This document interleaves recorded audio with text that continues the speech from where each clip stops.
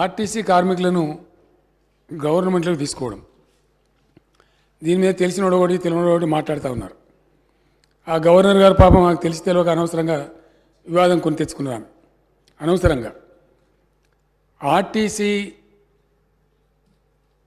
పెట్టిందే ప్రజలకు ప్రజా రవాణా ఉండాలని చెప్పి అధ్యక్ష. సరే, క్రమేణా కాలక్రమంలో ఆ సంస్థ నష్టాల్లో కూరుకుపోవటం ఇదంతా జరుగుతూ వచ్చింది. నేను కూడా ట్రాన్స్పోర్ట్ మినిస్టర్గా పనిచేసిన అధ్యక్ష. నేను పనిచేసిన రోజుల చాలా డెడికేటెడ్గా పనిచేసి, నేను మినిస్టర్గా బాధ్యత తీసుకున్న రోజు ఆనాటి ఏపీఎస్ఆర్టీసీ 14 కోట్ల నష్టాలలో ఉండే అధ్యక్ష. ఆ 14 కోట్ల నష్టాలను పూడుస్తూ వివిధ రకాల ప్రక్రియలు అక్కడ ప్రవేశపెట్టి మరొక 14 కోట్ల రూపాయల ఆదాయం తెచ్చినాం అధ్యక్ష ఆర్టీసీకి. అంటే తమను పూడ్చగలిగితే, శక్తి సామర్థ్యాలు ఉంటే నష్టాన్ని పూడ్చవచ్చు. కానీ ఈ మధ్య ఏమైపోయిందంటే అధ్యక్ష, అనేకమైనటువంటి డీజిల్ పెరుగుదల మన ఆర్టీసీ మేము ఆశామాషిగా చేయలేదు అధ్యక్ష. ఏ పని కూడా అట్లా చెయ్యం మేము. గతంలో ఆర్టీసీ కార్మికులు సమ్మె చేశారు, మమ్మల్ని గవర్నమెంట్లో తీసుకోమన్నారు. మేమేం చేసినామంటే మీకు తగిన డబ్బులు ఇస్తాం, మీరు నడపండి, లాభాలు తీసుకొచ్చే ప్రయత్నం చేయమని ఒక బెస్ట్ ఐపీఎస్ ఆఫీసర్ని అక్కడ ఎండీగా వేసి, మనం మంచి అనుభవం ఉన్నటువంటి బాజిరెడ్డి గోవర్ధన్ గారిని చైర్మన్గా వేసి విశ్వ ప్రయత్నాలు చేసినారు వాళ్ళు కూడా. ఎంత చేసినా ఈ అబ్నార్మల్ డీజిల్ ప్రైస్ అధ్యక్ష మన చేతులు ఉండలేదు, సెంట్రల్ గవర్నమెంట్ చేతిలో ఉంటా ఉంది. అది ఎట్లా ఉందంటే సుమారు 40 లక్షల కిలోమీటర్లు తిరుగుతాయి అధ్యక్ష మన బస్సులు. 6 లక్షల లీటర్ల డీజిల్ ప్రతిరోజు కాల్స్తాయి. అవి 6 lakh లీటర్స్ డీజిల్. 60 రూపాయల డీజిల్ 110 రూపాయలు 105 రూపాయలు అయిపోయింది. అమాంతంగా 45 రూపాయలు పెరిగితే రోజుకు 2.5 కోట్ల రూపాయలు డీజిల్ మీద నష్టం వస్తూ ఉంది అధ్యక్ష. ఎక్కడి నుంచి మొదలవడాల సంస్థ?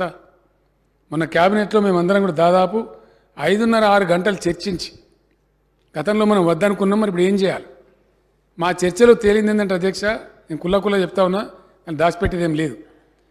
ప్రజలకు రవాణా సదుపాయం కల్పించడం ఏ ప్రజాస్వామ్య ప్రభుత్వానికైనా ఒక సోషల్ ఆబ్లిగేషన్. మరి ఆర్టీసీని తీసేద్దామా? తీసేయడానికి లేదు.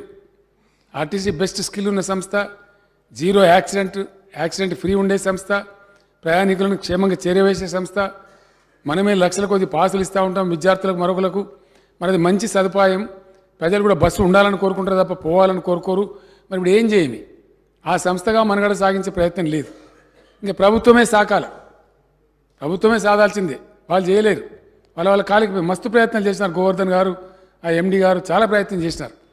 చివరి క్యాబినెట్లో తేలింది ఏంటంటే వాళ్ళకి సంవత్సరానికి 1500 కోట్లు ఇస్తూ ఉన్నాం అధ్యక్ష. ఇప్పుడు బడ్జెట్లో పెట్టి మరి ఇస్తూ ఉన్నాం.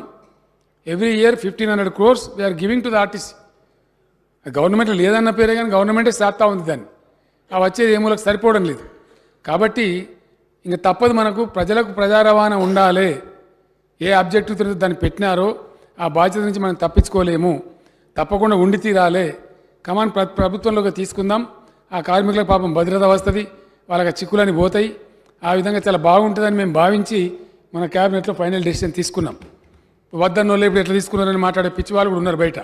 వాళ్ళతో సంబంధం పెట్టుకోలే. ఏ పని చేసినా గవర్నమెంట్ ఒక బాధ్యత ఉంటుంది, ఒక లోతైన దృక్పథం ఉంటుంది, ఒక పరిశీలన ఉంటుంది. దాని మీద స్టెప్ తీసుకుంటాం. ఈ సగం ఎందుకు, బయట మేనేజ్మెంట్ ఎందుకు? మనమే ప్రభుత్వమే డబ్బులు పెట్టి ఇంకా కొంచెం దాన్ని స్పీడ్ చేసేటట్టు 10 రూపాయలు ఎక్కువ ఇచ్చేటట్టు కూడా చేద్దాం.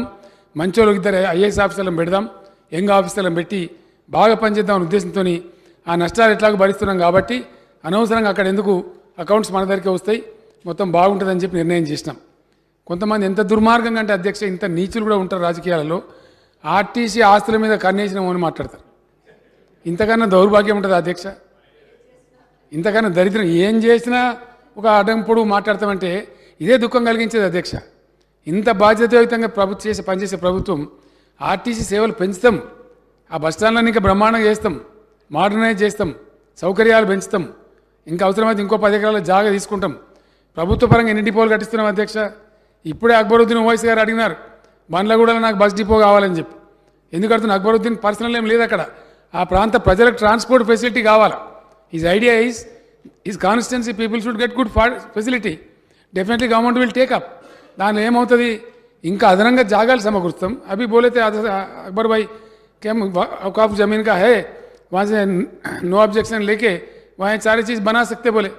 ऐसे और जमीन हम आरटीसी को देंगे, देते ही जाएंगे, उस संस्था को बढ़ा लेंगे। वो अपना संस्था है, अपना घर का बच्चा है, उसको कैसे मार देते? సో ఇట్లా దుర్మార్గం మాట్లాడే ఈ చిల్లరగాల మాటలని కాదు.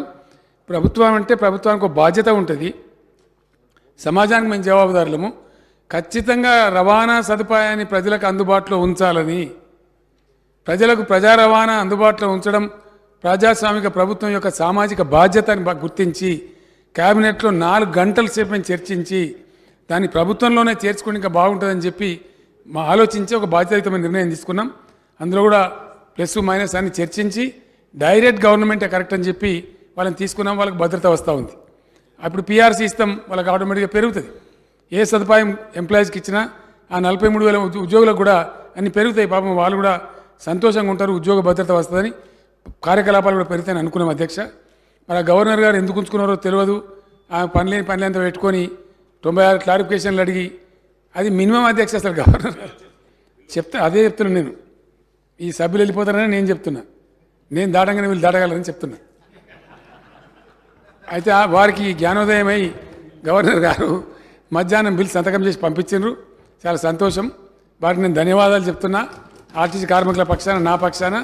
ఇప్పుడు ఆ బిల్లు వచ్చింది, రెడీగా ఉంది. ఇంకోటి మున్సిపల్ బిల్ ఏదో కూడా చిన్నది ఉంది.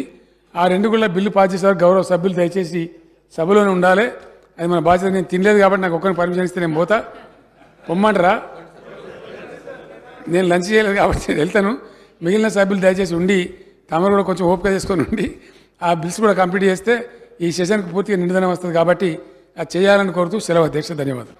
ఒకసారి మన దళిత ఎమ్మెల్యేలతోని మీరు ఒకవేళ రెడీగా ఉంటే అందరు శాసనసభ్యులు ఈ పార్టీ ఆ పార్టీ అనకుండా మన దళిత పార్లమెంట్ సభ్యులు దళిత ఎమ్మెల్యేలతో ఒక సమావేశం పెట్టి ఆ అసైన్మెంట్ ఇది మొన్న నాకు తెలిసి ఏపీ గవర్నమెంట్ కూడా ఒక జీవో ఇష్యూ చేసింది. ఇన్ లైన్ విత్ దట్ వాళ్ళు అమ్ముకోవడానికి మనం హక్కులు ఇద్దాం. పొద్దున రాజేందర్ గారు కూడా వారు మాట్లాడినప్పుడు అది డిమాండ్ చేసినారు. ఎందుకంటే ఎట్లా ఉంటలేవు ఆ భూములు దక్కనిస్తలేరు, అట్లనన్నా వాళ్ళకి బెనిఫిట్ అవుతుంది. కాబట్టి అట్లీస్ట్ అర్బన్ ఏరియాస్లో వ్యవసాయ భూముల అమ్మకానికి మనం అనుమతించకపోయినా వ్యవసాయం చేసుకున్న వాళ్ళు శుభ్రంగా చేసుకుంటున్నారు. ఎందుకంటే వాళ్ళకి ఫ్రీ పవర్ వస్తూ ఉంది, రైతు బంధు వస్తూ ఉంది. వాళ్ళు ఇప్పుడు అమ్మడానికి సిద్ధంగా లేరు. ఆ భూములు వాళ్ళ ఆధీనంలోనే ఐఎమ్ హ్యాపీ. కానీ అర్బన్స్లో ఉండే దళిత ఈ భూములు అయితే ఏవైతున్నాయో వాటిని అమ్ముకోవడానికి పర్మిషన్ ఇచ్చినా వాళ్ళు కొంత మంచిగా డబ్బు సంపాదించుకొని వేరే చోట పోయి 4 ఎకరాలు కొనుక్కునే అవకాశం ఉంటుంది. నాకు ఆ సింపతి ఉంది. నేను షార్ట్ పీరియడ్లో మీరు ఎస్ అంటే తప్పకుండా మీటింగ్ పిలుద్దాం. రాబోయే 5-6 రోజులలో అందరం కలిసి యునానిమస్గా ఒక నిర్ణయం తీసుకుని ఇమీడియట్ జీవో కూడా మనం ఇష్యూ చేద్దాం. I have no objection. తర్వాత అధ్యక్ష, రాష్ట్రంలో మొట్టమొదటిసారి సఫాయి అన్నా నీకు సలాం అన్నా అని స్లోగన్ ఇచ్చిందే బీఆర్ఎస్ గవర్నమెంట్. పంచాయతీరాజ్ మున్సిపల్ కార్మికులందరికీ మా హయాంలో ఇచ్చినంత జీతం ఎప్పుడు కూడా పెంచలేదు అధ్యక్ష. మొన్న కూడా దశాబ్ది ఉత్సవాలను పురస్కరించుకొని 1000 రూపీస్ మళ్ళీ నేనే పెంచిన అధ్యక్ష. ఎవరైనా సరే గొంతెమ్మ కోరడం సమంజసం కాదు. పేమెంట్స్ కూడా గతంలో శాలరీ 4 నెలలకు 6 నెలలకు ఏడాదికి ఇచ్చేది అధ్యక్ష. గ్రామ పంచాయతీల యొక్క, మండల పరిషత్ల యొక్క, మున్సిపాలిటీల యొక్క బడ్జెట్ రూపకల్పనలో కూడా నేను పర్సనల్గా ఇంటర్ఫియర్ అయ్యి చార్జ్డ్ అకౌంట్ కింద దాన్ని పెట్టినాం అధ్యక్ష. అంటే ఫస్ట్ కరెంట్ బిల్ పే చేయాలా, సెకండ్ శాలరీస్ పే చేయాలా, దాని తర్వాత మిగిలితేనే అభివృద్ధి కార్యక్రమాలు ఖర్చు పెట్టుకోవాలనేటువంటి యాక్ట్లోనే పెట్టినాం. మున్సిపల్ యాక్ట్లో కానీ గ్రామ పంచాయతీ యాక్ట్లో కానీ గతంలో మాదిరిగా కాకుండా వాళ్ళకి రెగ్యులర్గా శాలరీస్ కూడా అంతా ఉన్నాయి. వాళ్ళ సమస్యలు ఏమైనా ఉండైతే తప్పకుండా ప్రభుత్వం సానుభూతితో పరిశీలిస్తుంది.